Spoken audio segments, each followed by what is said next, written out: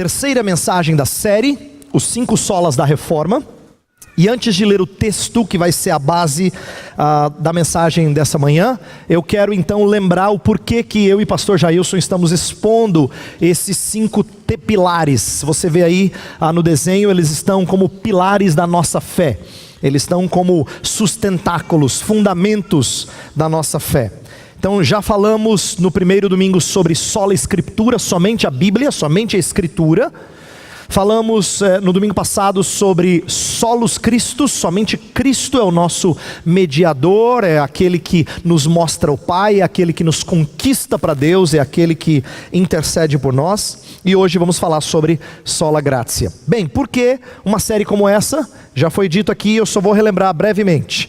Neste mês estamos completando 500 anos da Reforma Protestante, por isso queremos lembrar o legado importante que ela nos deixou. O tema, então, são 5 lemas contemporâneos. Eles não foram cunhados na época da Reforma. Na verdade, 1 ou 2 aparecem nos dias dos reformadores, mas os 5 são uma coisa cunhada há poucas décadas, tá? Ainda no século XX.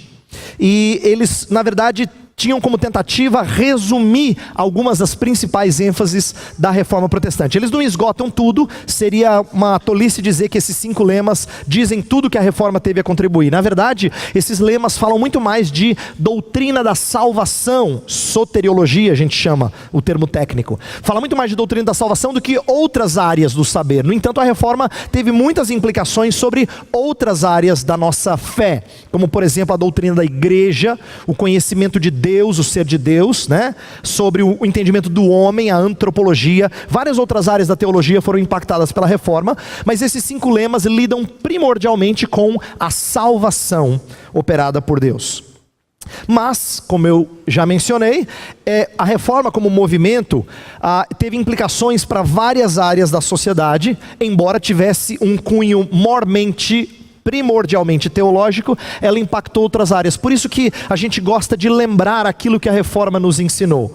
E eu espero que, à medida que façamos isso nesse mês, nós sejamos encorajados pelo Senhor para conhecer um pouquinho mais desse movimento. Nós teremos aulas de escola dominical no decorrer do mês, aulas em conjunto, que vão tentar mostrar essas outras áreas em que a Reforma impactou a nossa sociedade, não só no entendimento teológico, mas como é que isso trouxe efeitos sobre a sociedade europeia como um todo e, claro, a história do mundo.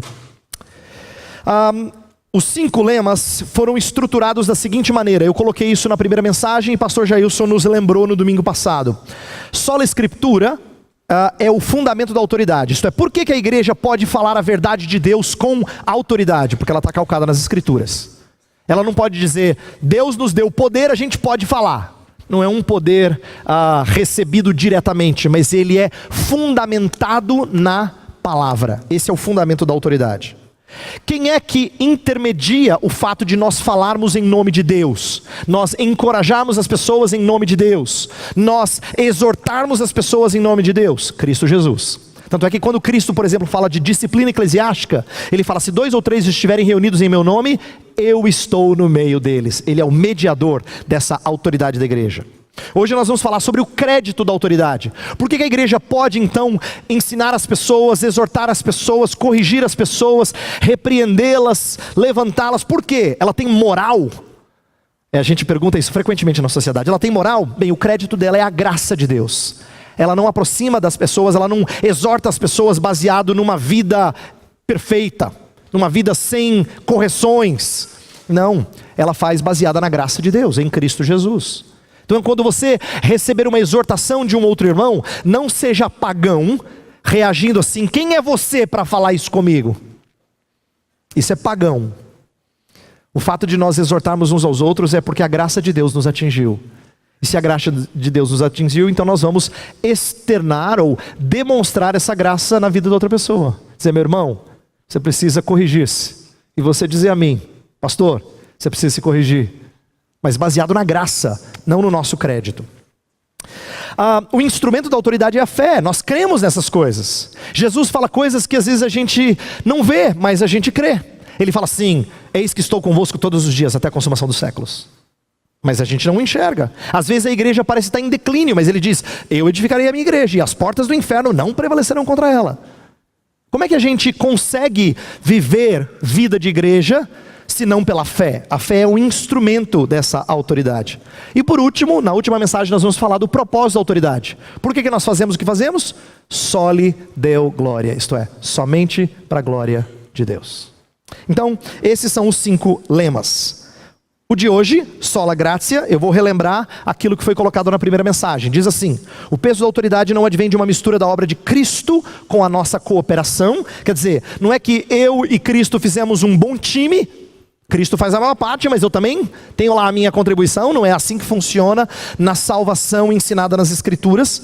Nós somos salvos pela graça, e se é pela graça não é por obra, senão não seria pela graça. O próprio apóstolo Paulo ensina. Isto é, se nós somos alcançados por Deus, então não é por coisas que nós fazemos. Tanto é que Lutero cunhou uma ideia de que nós somos justificados, ou nós somos considerados sem débito, por causa de uma justiça passiva. O que ele queria dizer é: nós recebemos essa justiça, nós não a desenvolvemos. Ela é recebida, então nós somos passivos nessa justiça, sem a nossa participação. Não somos julgados baseado em justiça, mas em misericórdia. Essa é uma ideia que eu já disse algumas vezes em privado, e eu quero agora reforçar aqui em público. Quando nós tratamos uns aos outros, nós não podemos tratar uns aos outros baseado em justiça. Porque se for injustiça, cuidado com o tratamento que você tem para com o outro, porque uma hora isso vai virar contra você. Se você quer ser tratado com justiça, a coisa vai pegar fogo.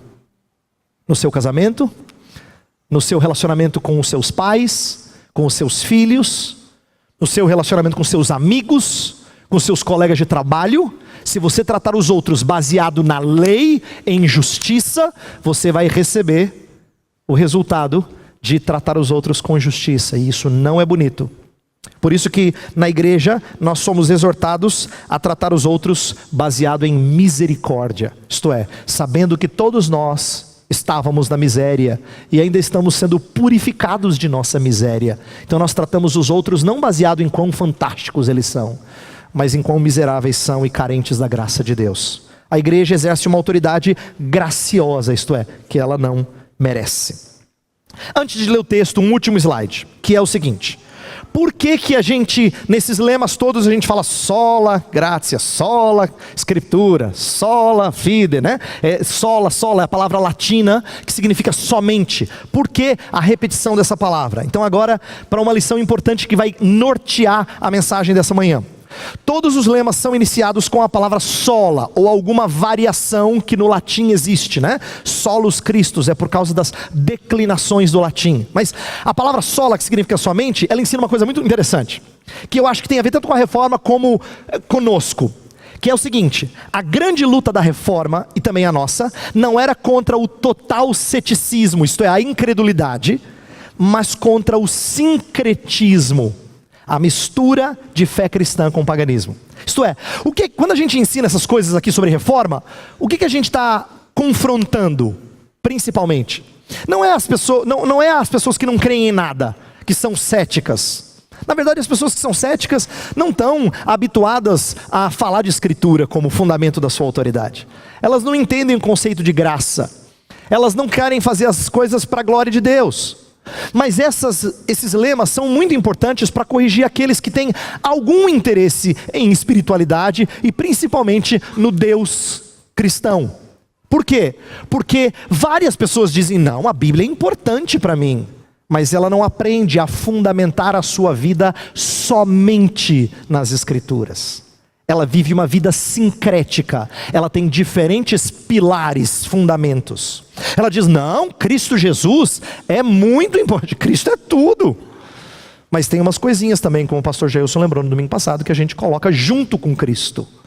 Então não é somente Cristo que me leva a uma vida de plenitude, como ele bem nos lembrou no domingo passado. É Cristo mais alguma coisa.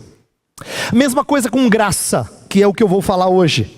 Então eu digo aqui no slide: vou me dirigir a quem acredita que a salvação é pela graça, mas que reluta em vivenciar a exclusividade da graça para a nossa salvação completa. Então perceba, O que eu estou destacando é que existe uma razão pela qual esses lemas começam com o somente. É porque a gente acredita na Escritura. A gente ama Jesus Cristo. A gente diz que é salvo pela graça. Mas não é só a Escritura, nem só Cristo, nem só graça. Então, o nosso problema maior, e é contra isso que eu vou confrontar aqui nessa manhã, e os lemas da reforma como um todo apresentam, é contra o sincretismo. Eles são uma mensagem importante para quem se importa com coisas religiosas, mas que mistura suas crenças, que deixa com que crenças que são inconsistentes estejam lado a lado com crenças bíblicas. Então é contra o sincretismo, e é isso que o Sola Gratia tem a nos ensinar. Então abra sua Bíblia em Efésios 2, eu quero ler esse conhecido texto dos versos 1 a 10. Efésios capítulo 2, versos 1 a 10, dizem o seguinte: vocês estavam mortos em suas transgressões e pecados, nos quais costumavam viver, quando seguiam a presente ordem deste mundo, e o príncipe do poder do ar, o espírito que agora está atuando nos que vivem na desobediência. Anteriormente, todos nós também vivíamos entre eles, satisfazendo as vontades da nossa carne, seguindo seus desejos e pensamentos. Como os outros, éramos por natureza merecedores da ira. Todavia, Deus, que é rico em misericórdia, pelo grande amor com que nos amou, deu-nos vida com Cristo, quando ainda estávamos mortos em transgressões. Pela graça, vocês são salvos. Deus nos ressuscitou com Cristo e com Ele nos fez assentar nos lugares celestiais em Cristo Jesus, para mostrar nas eras que hão de vir a incomparável riqueza da sua graça, demonstrada em sua bondade para conosco em Cristo Jesus. Pois vocês são salvos pela graça, por meio da fé, e isso não vem de vocês, é dom de Deus. Não por obras, para que ninguém se glorie, porque somos criação de Deus, realizada em Cristo Jesus, para fazermos boas obras, as quais Deus preparou antes para nós as praticarmos. Eu quero começar destacando dois problemas que existiam na época da reforma e que também existem hoje. São dois problemas aparentemente contraditórios, e são em alguns aspectos, mas que podem ser corrigidos pela mesma doutrina da graça, pelo mesmo entendimento da graça. Então eu vou começar com a ideia de graça barata. Veja só, quando a igreja é pregada, quando a graça é pregada à parte de um entendimento radical do pecado, de um entendimento severo da justiça de Deus, quando a realidade do inferno é questionada, quando não há disciplina eclesiástica, então a mensagem da igreja é de uma graça barata. Graça que perdoa, mas não transforma, não é bíblica. 1 João 1,9 fala que se confessarmos os nossos pecados, Ele é fiel e justo para nos perdoar os pecados e nos purificar de toda injustiça. Então a graça de Deus, ela não só perdoa, mas ela transforma. E uma graça que perdoa e não transforma não é bíblica. A reforma não disseminou um evangelho de libertinagem. Por que eu começo com isso aqui? Porque em nossos dias, muitos evangélicos gostam de usar a palavra graça. Ela caiu nas graças de muitos evangélicos, entendeu? Fala da graça de Deus, Deus é gracioso, a graça. Mas ela virou uma graça barata. Por quê? Porque quando ela é pregada à parte do entendimento da profundidade do pecado, de como ele está relacionado à nossa raiz, ele não é só um problema externo, ele é mais profundo do que a gente consegue às vezes conceber. Se a gente não tiver essa noção, a graça vai ser superficial, porque se pecado é superficial, então a graça é superficial, ela trata de problemas superficiais. Se a gente falar da justiça de Deus assim, de maneira leve, ou quase não falar dela, então a graça não vai ser tão preciosa, porque a graça é preciosa para quem foi liberto de castigo. Se a gente questiona a realidade do inferno, e tem pessoas, mesmo no meio evangélico, que falam, não sei. Você percebe como todo mundo que morre passa dessa para uma melhor? A gente fala na linguagem popular. Nunca ninguém passa para uma pior, nunca ouvi alguém falar. Passou dessa para uma pior. Não, ninguém vai para uma pior. É sempre para uma melhor, não é? Parece que juízo de Deus não existe. Não existe. E a realidade desse lugar de castigo parece uma farsa. Quando não há disciplina eclesiástica, como isso é comum na vida de várias igrejas evangélicas.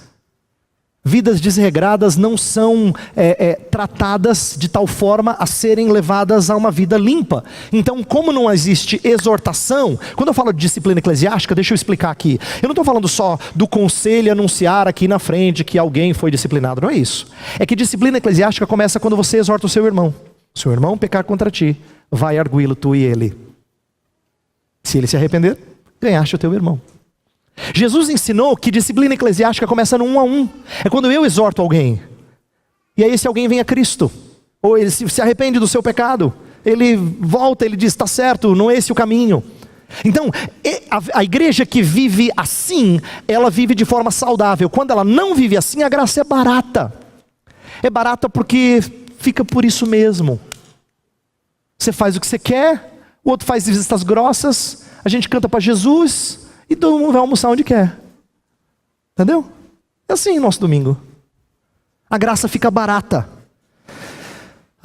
A graça que perdoa não transforma. E não transforma não é bíblica. Estou dizendo isso porque na época da reforma, uma das acusações mais comuns que os católicos romanos fizeram aos reformadores é que a mensagem deles era uma mensagem fácil. Se você é justificado, é salvo, não pelo que você faz, mas tudo só por Deus, só a graça de Deus, então você pode fazer o que você quiser. Mas Paulo foi tão sábio que ele já sabia que alguém ia inventar essa bobagem.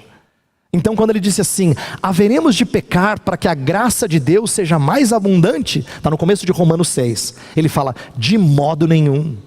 Por quê? Porque Paulo sabe que a graça que justifica também é a graça que santifica.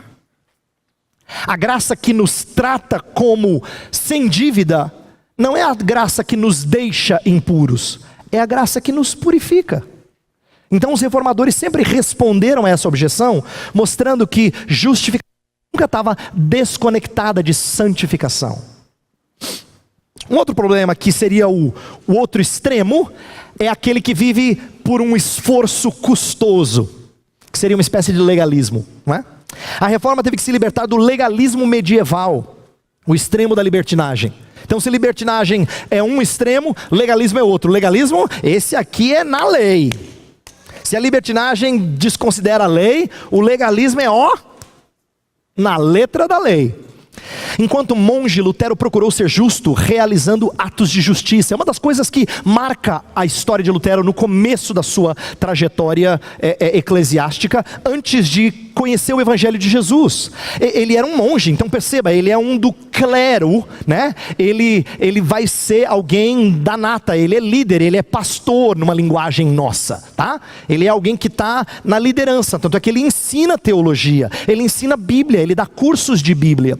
Só que ele vive angustiado, por quê? Porque ele quer ser perfeito, ele sabe que ele não é, mas ele quer se tornar perfeito mediante atos espirituais, orações, jejuns. Nem tudo que ele faz é errado.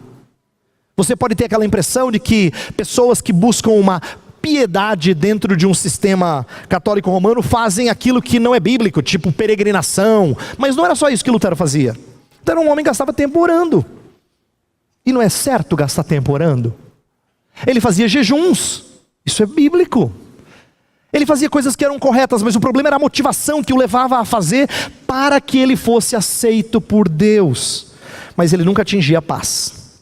Tal tentativa reflete uma visão muito superficial do pecado. Por quê?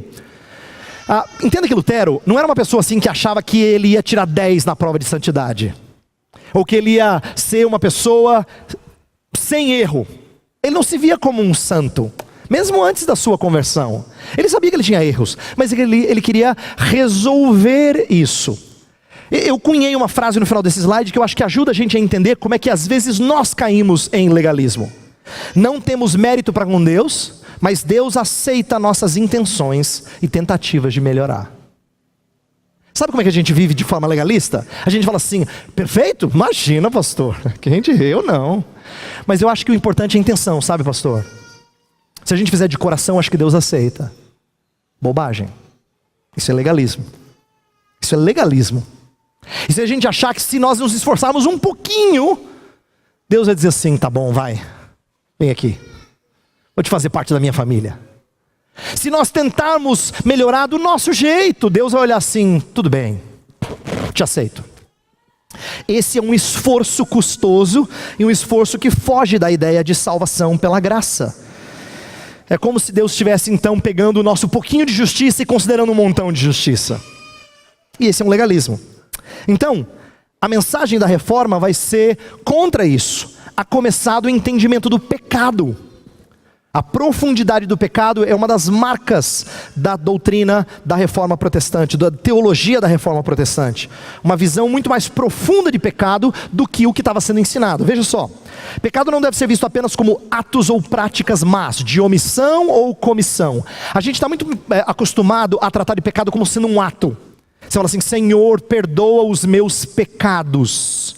Você está pensando em atos. Às vezes pode ser até pensamento, mas você está normalmente pensando no que você fez, no que você falou, naquilo que você deixou de fazer, se deixou de ajudar alguém. Então pode ser às vezes omissão, não só comissão. Mas eu e você estamos mais habituados a pensar em pecado como sendo uma atitude, uma postura, uma ação, antes do que uma inclinação. A Bíblia vai tratar de pecado muitas vezes como sendo uma inclinação. Enganoso é o coração e desesperadamente corrupto, quem o conhecerá? Não está falando de atos, está falando de inclinação, daquilo que brota sem você pensar. Você já viu aquele momento que você está assim, de repente vem um pensamento de ira e você fala, meu Deus, de onde veio isso aí? Que você queria esganar aquela pessoa, não é? Às vezes você pensa coisas que são horríveis e você não sabe de onde vem daqui, não vem de fora, vem daqui. E a reforma vai tratar pecado assim. Por quê? Porque a maneira como a teologia medieval, até então, tratava de pecado, era muito mais a ideia de que pecados são as coisas que você faz. As suas inclinações, elas não são pecado em si, mas o que você faz com as inclinações são pecaminosos. Então, por causa disso, se você não fizesse atos maus que fossem vistos pelos outros, você estava bem, né? Bem. Afinal de contas, eu não estou fazendo muita bobagem. As pessoas olham para mim e falam assim, não dá para dizer que ele é cheio de pecado. Tanto é que a gente tem a visão assim de algumas pessoas. A gente fala assim, o fulano eu sei que ele peca, mas só porque a Bíblia fala, porque eu nunca vi. É uma visão pobre de pecado quando a gente diz isso. Essa é uma visão pobre. Porque a gente tem a impressão que pecado é alguma coisa horripilante que você faz, que seja visível. Na Escritura, pecado é muito mais do que isso. Pecado é um problema radical do coração. Se é um problema do coração, então nós não podemos apenas dar ordens às pessoas impossibilitadas. Falar do que ela tem que fazer, quando ela é pecadora no seu coração, é como pedir para nadar, quando a pessoa não sabe nadar. Está morrendo afogado e fala assim, nada fulano, nada. Tudo bem, mas ela não sabe. Que adianta você gritar nada, nada? Pode gritar o quanto for, esguela o que for, não vai adiantar. Ela não tem condições, Ela é impossibilitada de fazer isso que você está pedindo. É isso que a Escritura fala sobre a lei de Deus. A lei de Deus ela não é ruim, ela fala nada. Mas eu e você não temos condições. A gente morre afogado. A não ser que Deus mude coração. Ezequiel 36 fala que Deus promete isso. Ele faz uma cirurgia cardíaca. Ele tira coração de pedra e coloca coração de carne. Isso é para dar a entender que nós precisamos de mudança radical. Do contrário, nós não entenderemos graça. Graça só é entendida quando o pecado é entendido na sua profundidade. Inclusive, o apóstolo Paulo gastou um tempão do começo da epístola aos Romanos falando de pecado. Pecado, pecado, no capítulo 1, no capítulo 2, no capítulo 3, até que ele começa a falar da salvação em Jesus Cristo. Para você entender que onde abundou o pecado, superabundou a graça. Paulo fala isso no finalzinho do capítulo 5, para mostrar que até então ele falou de pecado e de graça. Pecado e graça. Você só entende graça quando você entende a profundidade do pecado. Então eu quero olhar para aquilo que o texto de Efésios 2 nos diz sobre pecado. Eu escolhi esse texto exatamente porque antes de falar da graça, Paulo gasta 3 versos falando do pecado. E ele tem algumas frases que são fantásticas, que são riquíssimas. Vamos lá, vamos olhar para algumas coisas que nos é dito em Efésios 2. Eu já disse na liturgia que Efésios 2 vem depois de uma riqueza de teologia no capítulo 1. Capítulo 1 fala da graça de Deus antes da eternidade, quando Deus nos escolheu. Da graça de Deus na obra de Cristo na cruz. Da graça de Deus através da obra do Espírito, selando-nos para o dia final. Fala da obra do Deus triuno. Mas aí ele começa o capítulo 2 falando de como nós éramos pecadores, antes de que essa graça nos atingisse. Então veja só o que ele fala do pecado. Primeira coisa, olha o versículo 1. Com a sua Bíblia aberta, fala assim: vocês estavam mortos em suas transgressões e pecados.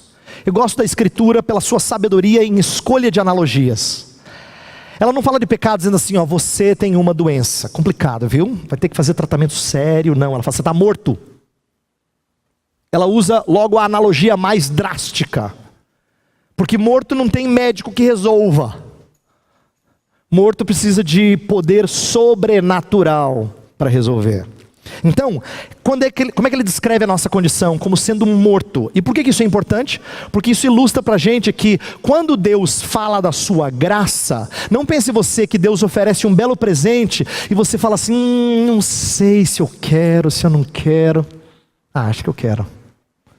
Não, você é morto, você não tem condições de reagir a isso. Então é por isso que Jesus vinha e falava certas coisas aos fariseus, e você disse assim, cara, como é que eles não entenderam? Dá vontade de pegar assim uma furadeira e furar o ouvido do cara para ver se ele entende o que Jesus está dizendo. Você não entendeu, o Filho de Deus estava aqui falando o que ele falou, você não entendeu. Mas Jesus falou que eles não tinham ouvidos para ouvir, nem olhos para ver. Então o que isso significa é que, por mais que a graça de Deus esteja sendo revelada a eles, eles estão mortos. Eles são espiritualmente incapazes de dizer, eu quero Jesus. São incapazes. A obra da graça de Deus, ela é tão imprescindível, que se Deus não atuar graciosamente no começo, no meio e no fim, você fica morto. Então, a descrição de Paulo ela é importante, ela começa mostrando que eu e você não estamos numa condição assim de falta de sabedoria. A gente não precisa só amadurecer ou crescer espiritualmente, preciso melhorar a minha energia espiritual, não, nada disso. Você está morto, sua condição espiritual é muito mais séria do que você imagina. É assim que o texto começa. E por que você está morto? Por causa do seu pecado. Aqui fala de pecados, transgressões e pecados no final do verso 1, mas depois ele vai descrever pecado como sendo não só o que a gente faz, mas as inclinações. Ele vai falar daquilo que em teologia a gente chama de pecado original, que é a nossa inclinação, nossa natureza, e os pecados que a gente comete, a nossa conduta. Então pecado na escritura não é só o que você faz. Veja o versículo 3. Vai mostrar as duas coisas, verso 3. Fala assim: anteriormente todos nós também vivíamos entre eles, isto é, entre esses pecados, entre esses que vivem na desobediência, satisfazendo as vontades da nossa carne. Quer dizer, a nossa carne ela tem vontades, ela tem inclinações, e a gente faz o quê? A gente as satisfaz, seguindo os seus desejos e pensamentos. Como os outros, éramos por natureza merecedores da ira. Está vendo como o pecado é descrito como sendo algo que é mal em nós, por natureza. E a nossa escravidão, resultado dessa condição de mortos espiritualmente, é que nós somos escravos de Satanás. Olha o versículo 2. Nos quais costumavam viver quando seguiam a presente ordem deste mundo e o príncipe do poder do ar. Isso aqui é uma coisa importante. As pessoas que acham que estão livres quando elas não têm religião, ou não têm Cristo, ou não têm regras, mal sabem elas que elas são mais escravas do que nunca, cativas de alguém que as domina. Além disso, o texto fala que nós éramos merecedores da ira. Então, veja só, o nosso pecado não só nos faz mortos espiritualmente, mas nos faz merecedores de uma pena severa. Então, nesses 3 versos, e eu estou indo de maneira bem rápida aqui, Paulo dá um panorama do que é a nossa situação de pecado, para poder mostrar graça. Por quê? Porque graça não é entendida se não for compreendido a profundidade do nosso problema. E isso tem a ver com aquilo que foi trabalhado na Reforma Protestante. Martinho Lutero, por exemplo, teve que rebater um dos maiores acadêmicos dos seus dias nessa questão do livre-arbítrio. Erasmo de Roterdã escreveu um livro tentando corrigir Martinho Lutero, porque Lutero era meio exagerado de acordo com Erasmo. Era assim, fazia umas afirmações meio loucas assim, e aí Erasmo vai ser mais ameno. Erasmo não era um homem que achava que a igreja ia muito bem, obrigado. Ele sabia que a igreja tinha problemas, que a igreja romana tinha problemas. Ele mesmo era um crítico da igreja. Embora ele nunca tenha saído da igreja, nunca tenha sido excomungado, permaneceu fiel a Roma, ele sabia que ela tinha problemas. Só que ele escreveu sobre a situação do ser humano como sendo um homem com condições de aproximar-se de Deus, para que Deus então derrame a sua graça para com ele. Martinho Lutero vai escrever um livro rebatendo, dizendo que a nossa vontade está escrava. Presta atenção. Por que ela está escrava? Por que nós somos escravos da vontade? É a expressão que Martinho Lutero usa. Ele não está dizendo que a gente escolhe sem a gente ter opção. Ele não negava que nós fazemos o que nós queremos, porque todas as vezes que a gente faz alguma coisa, a verdade é que a gente faz o que a gente quer. Quando as pessoas ouvem falar que esses presbiterianos são contra livre-arbítrio, eles às vezes entendem errado. Porque eles acham assim, mas eu posso escolher o que quiser. É verdade, você pode, você sempre escolhe o que você quer. Até quando você faz bobagem. Você escolhe o que você quer. O que você não escolhe? O que o seu coração deseja. Isso você não escolhe. O que você não pode mudar é o que o seu coração ama. O que o seu coração ama é o que leva você a fazer o que você faz. Isso você não tem condições de mudar. Por isso que você às vezes não entende. Você sabe que determinada atitude não é boa, mas você faz de novo. Você fala, não me entendo. Você não fala assim? Eu não me entendo. Por que eu faço isso? Eu sei que não presta, mas não presta. Só que você ama. E você não tem condições de escolher o que você ama. Você simplesmente ama. Então, como nós não escolhemos o que queremos desejar, então nós somos escravos dos nossos desejos. Escravos dos nossos desejos. É isso que Martinho Lutero ensinou. Por isso que nós nunca escolhemos a Deus, por nós mesmos. Porque por natureza, nós não o desejamos. Portanto, atenção, a questão não é se precisamos de graça para a salvação. Erasmo de Roterdã acreditava nisso. Os teólogos da Igreja Católica Romana acreditavam nisso e ainda acreditam. E os cristãos em geral, sejam eles de boas igrejas ou más igrejas, eles vão dizer, não, nós precisamos da graça de Deus. A questão não é essa. Todo mundo admite que a gente precisa da graça de Deus. Mas a questão é, será que a gente depende inteiramente da graça de Deus? É graça ou é somente a graça? Essa que é a questão. E o que Martinho Lutero e os reformadores em geral ensinaram é que Deus faz tudo por Ele mesmo, por força e obra dEle. Por isso que a gente fala que é monergismo, isto é, um age, um atua e o outro é receptor apenas. É assim que nós aprendemos a partir da Reforma. Uma das coisas que Martinho Lutero e outros reformadores vão ajudar a corrigir é o conceito de que graça, pelo menos era assim que era ensinado, graça era semelhante à virtude, era uma coisa boa que você tem dentro de você. E Martinho Lutero vai dizer, não gente, não, graça não é igual à virtude, graça é diferente de virtude. Veja por quê. A teologia medieval dizia que Deus não nega graça àqueles que se esforçam. Então a primeira coisa que ela ensinava, e essa era a teologia predominante, é que assim, você dá um primeiro passo e Deus vem e traz graça. Esse é o início da vida cristã. Você dá um primeiro passo. Você não tem condições de ser salvo, mas você dá um primeiro passo e diz, Senhor, me ajuda. E Deus vai lá e ajuda. Deus ajuda a quem cedo madruga. Você já ouviu essa antes, né? A ideia é de que você dá um primeiro passo, você faz um esforço inicial, Deus vem lá e complementa. Era assim que a igreja ensinava. E Martinho Lutero vai dizer, não gente, não. Outra coisa que a gente percebe é que depois da fé inicial, nessa teologia medieval, graça era vista como uma virtude inerente, um energético espiritual. Você já percebeu que a famosa reza, Ave Maria cheia de graça, não significa que ela foi alvo da graça de Deus, significa que ela tem muita espiritualidade. Cheia de graça. Graça, portanto, é uma virtude que ela tem, não é o que ela recebeu sem merecer.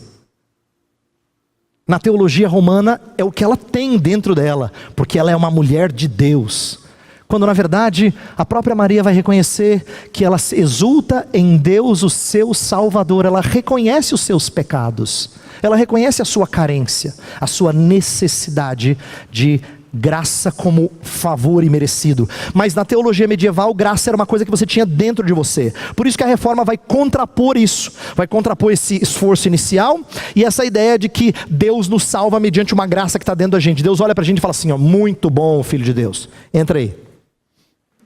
É contra isso que ela vai se opor.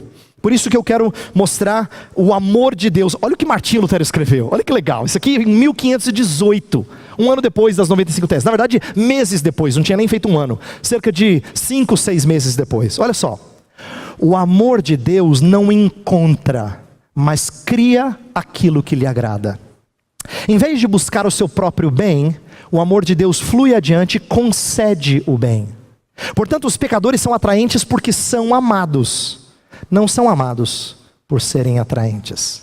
Esse é o amor da cruz, nascido da cruz, que se vira na direção onde não encontra o bem que aprecia, mas na direção que possa conceder bem sobre a pessoa má e necessitada. Olha só. Eu e você amamos o que a gente gosta. Você fala, eu amo tal comida. Nossa, eu amo aquele lugar, é lindo. Eu amo tal pessoa, ela é atraente para mim. Deus não. Deus não procura o atraente, Ele cria o atraente. Deus não procura o amável, Ele cria o amável. O amor de Deus é diferente. E é por isso que Martinho Lutero vai falar da graça como sendo muito diferente de Deus olhar para você e ver coisas boas em você. Ele vai falar, não, Deus vai criar o que é bom, o que é amável e o que é atraente. Esse é o amor da cruz. Por isso que o texto de Efésios é tão rico para nos lembrar dessa graça. Eu vou caminhar sobre o resto do texto aqui para a gente destacar algumas lições. Primeiro, olha o poder da graça. O poder da graça é que estávamos mortos e Ele nos deu vida.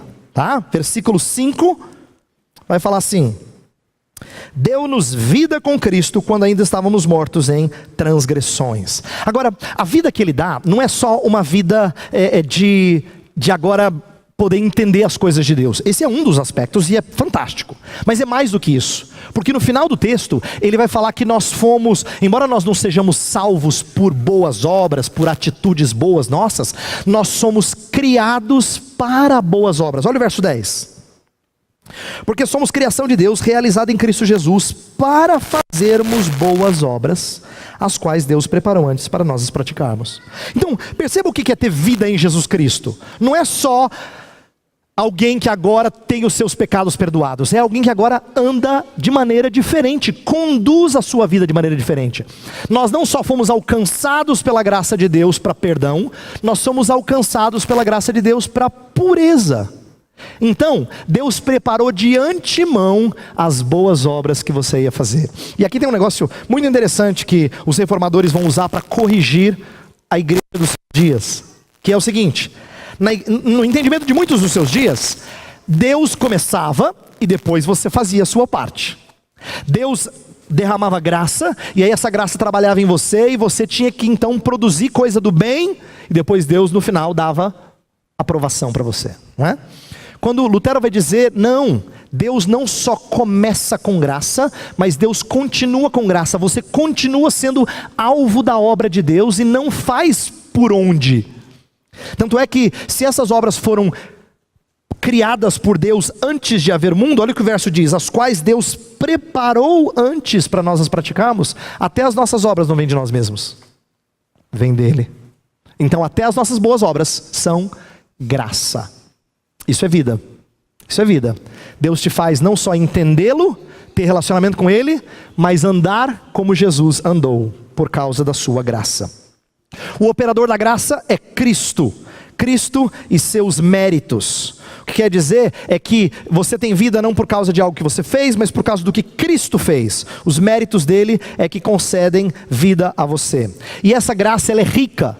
Veja só, se o primeiro grupo em pecado é escravo de Satanás, o segundo grupo se assenta em lugares celestiais. Está vendo o contraste que o texto faz? Ele quer dizer assim, ó, tem gente que acha que crente é escravo, não pode fazer isso, não pode fazer aquilo, não pode fazer aquilo. Eu sou livre, eu faço o que eu quero. A Bíblia vai inverter a compreensão dessas coisas. E vai dizer, não, você é escravo, quem foi libertado e senta à destra do rei sou eu. O versículo 7 vai dizer exatamente isso, que ele nos fez assentar em lugares celestiais, olha lá. Para mostrar nas eras que hão de vir a incomparável riqueza da sua graça, demonstrada em bondade para conosco em Cristo Jesus. O 6 que fala, nos fez assentar nos lugares celestiais em Cristo Jesus. Então a ideia é de que essa graça é rica. E por último, ela é gloriosa, não vem de vós, mas vem de Deus. Os versículos 8 e 9 vão deixar isso bem claro, né? 8 ele vai fechar dizendo, pois vocês são salvos pela graça. Isso não vem de vós, é dom de Deus. Não por obras, para que ninguém se glorie. Então, o que esse texto quer dizer? Na verdade, nós usamos esse verso de maneira muito errada. Efésios 2:8, a gente usa para dizer que fé é dom de Deus. Não é isso que o texto está dizendo. Fé é dom de Deus, existem outros textos que mostram isso. Mas como João Calvino bem explicou no seu comentário, o que vem de Deus e não vem de vós é a salvação. O que vem de Deus e não é produzido em você é a salvação. A fé, na verdade, não é alguma coisa que você faz, é o reconhecimento de que você não tem nada o que fazer. Isso que é fé. Fé é o reconhecimento de que você não tem nada a fazer. Por isso eu quero terminar com algumas verdades e aplicação. Quais são algumas verdades da graça que não são ensinadas aqui? Primeiro, graça é proporcional ao pecado. Eu citei esse verso anteriormente, Romanos 5:20, é aquele texto que fala, onde abundou o pecado, superabundou a graça. Por que eu quero lembrar desse texto de novo? Porque se nós não ensinarmos uns aos outros, não aprendermos a profundidade do nosso pecado, nós vamos apreciar pouco a graça de Deus. Você lembra quando Jesus uma vez entrou na casa de um homem e uma mulher lavou os seus pés com as suas lágrimas? E aí o dono da casa, um fariseu, que se julgava muito certinho, ele diz assim, se ele fosse profeta, ele saberia quem é essa mulher. Era uma mulher de vida muito feia, né? Não era o tipo de mulher com quem se queria que as suas crianças estivessem. Vamos colocar assim. E aí Jesus falou assim, quem muito é perdoado, ama mais. Ele conta uma parábola, falou assim, alguém devia 500 e outro devia 50. Nenhum dos dois tinha como pagar, então foi perdoado de ambos. Quem você acha que ama mais? Aí o fariseu disse, eu creio que aquele que foi perdoado 500. Ele falou, exatamente, é por isso que ela está chorando. Porque ela entende o pecado dela. Quem acha que foi perdoado pouco, ama pouco. Presta atenção como é importante você entender a profundidade do seu pecado e eu também. Quando nós somos cegos à raiz do nosso pecado, a gente entende que Deus nos ama, a gente entende a graça de Deus. Nossa, Deus é muito bom para comigo, sabe? Mas a gente ainda não entendeu a profundidade do pecado. Então a graça fica barata. Barata. Ela só é cara quando você entende quão negro, quão feio, quão deturpado é o seu interior, é o seu coração. Então graça é proporcional ao pecado. Você ama mais quando você entendeu mais o seu pecado e o perdão do mesmo. Segundo, fé reconhece a graciosidade da graça. Como eu disse, fé não é a nossa contribuição. Deus não fala assim, você não precisa fazer nada, basta crer. A sua parte é crer. Não, não é a sua parte. Fé não é a sua parte. Fé é parte nenhuma. Entendeu? Por que fé é parte nenhuma? Se eu vou doar alguma coisa para alguém, e eu falo assim, está aqui um presente para você que vai te ajudar nas suas dificuldades, e você dá o presente, a pessoa estende os braços e recebe, você fala, você viu que legal? Ela estendeu os braços e recebeu. Você não glorifica ela estender os braços? Grande coisa ela estendeu os braços, lógico, está recebendo um presente. O estender os braços é a nossa fé. Ela não tem crédito nenhum, ninguém louva o estender os braços. Ninguém fala assim, olha que fantástico, ela fez assim, que ridículo. Tem nada de bonito nisso. Na verdade, isso aí é expressão de que você não tem nada, você tem que receber dos outros. Isso é fé. Fé é o estender os braços. É entender que eu não tenho nada, que eu recebo tudo do Senhor. Então fé reconhece a graciosidade da graça. Graça não só acolhe, mas transforma. Eu quero que você se lembre disso. Nós não podemos tornar a graça barata. A graça não só recebe a gente, a graça exige que nós sejamos transformados à imagem do seu Filho. A graça não só nos acolhe, ela nos transforma. Termino com duas aplicações. importantes para a gente entender o que é graça. Quem entre nós precisa de graça? 2 tipos de pessoas, e com isso eu estou tentando cobrir todos aqui, inclusive eu. Quem se detém em regras e planos para a solução de problemas. Você já viu quando você começa a entrar em algum problema na sua vida, qualquer que seja, você começa assim a dizer, sabe o que a gente precisa fazer? Deixa eu fazer uma listinha. A gente precisa fazer isso, depois isso. Está reconhecendo alguém? Você conhece alguém assim? Que já logo vai traçar os planos, as sugestões de solução. Isso pode acontecer em qualquer situação. E isso mostra o nosso legalismo, de como nós somos prontos a arrumar um jeito de fazer dar certo. A gente crê em Deus, pastor. Nós até oramos no final da conversa. Mas não é somente a graça, entendeu? Tem graça, mas não é sola gratia. O contrário são aqueles, quem entre nós precisa de graça? Quem não demonstra crer em meio aos problemas. É aquela pessoa que na hora que os problemas vêm, ela se abate porque ela não utiliza esse período de tribulação para crescer, para desenvolver. Ela continua lamentando. Essa pessoa não precisa só da graça, ela precisa de toda a graça. Porque a graça não só acolhe, ela transforma. Você entende? A graça não só dá para você o confortinho que você quer, o cobertorzinho na hora que você está com frio. A graça produz anticorpos, ela te dá resistência. Ela tem que fazer isso. Se você ainda não entendeu a graça assim, então você ainda vive debaixo de libertinagem, por mais que você pareça uma pessoa do bem. A graça não só acolhe, a graça transforma. Então eu quero dar alguns exemplos para você compreender como isso aqui é abrangente. Pense em alguém cujo casamento está despedaçado. Existem 2 maneiras que não entendem a graça de lidar com um casamento despedaçado. Uma é a gente dizer, sabe o que a gente precisa fazer? A, B, C, D. Isso é legalismo. A outra é o casamento dar despedaçado e a gente não aproveitar para depender mais de Deus para mudanças. E aí a gente não cresceu, e aí a graça não foi completa. A gente não entendeu toda a graça. Pense nas dificuldades de ser pai, de ser mãe. E aí você assim está tendo tanta dificuldade que você chega para outra mãe e fala assim, me explica, é assim mesmo? O que eu faço nessa hora? Ah, bem, sabe o que faz? Deixa eu te contar, deu certo, você faz assim, ó. Pronto, essa é legalista. Aí você fala, vou tentar, eu acho que isso aí vai resolver o problema lá em casa. Normalmente a gente quer receita pronta, a gente quer regra pronta, porque aí os nossos filhos vão, ó, andar na linha, vai ser ótimo. Esse é o legalismo. Agora tem aqueles que lamentam, dizem assim, filho é uma aborrecência, viu? Eu vou te contar. Você não usa paternidade para crescimento. É só para lamento. Ai, estou carregando uma cruz, você não imagina. Não é oportunidade de crescimento. É de lamúria, de tristeza, de frustração. Você é o coitado, a coitada na situação. Isso é libertinagem. Essa é a graça que não transforma, está errado. Pensa na condição financeira precária que talvez você já tenha passado ou esteja passando. Ah, para essa aí a gente tem a listinha. Vou te dizer, a gente corta isso aqui, a gente faz isso aqui, eu vou arranjar um emprego assim, eu tenho uma estratégia que, ó, vai resolver os nossos problemas. Isso é legalismo.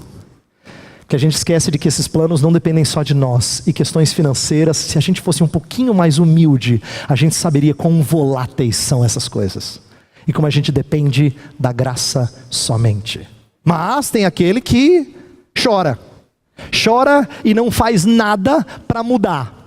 É aquele que é coitado, que não muda.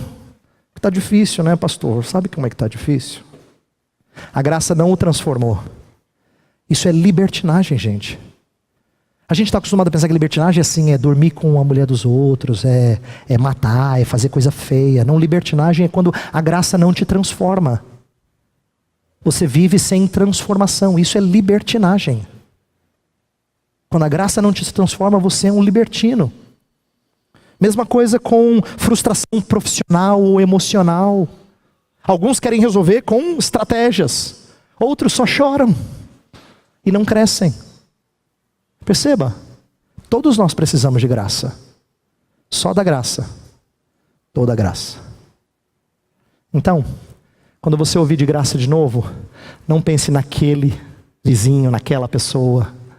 Pense em você. Pense em como você e eu somos tendentes ou ao legalismo ou à libertinagem. E nós precisamos somente da graça, de toda a graça.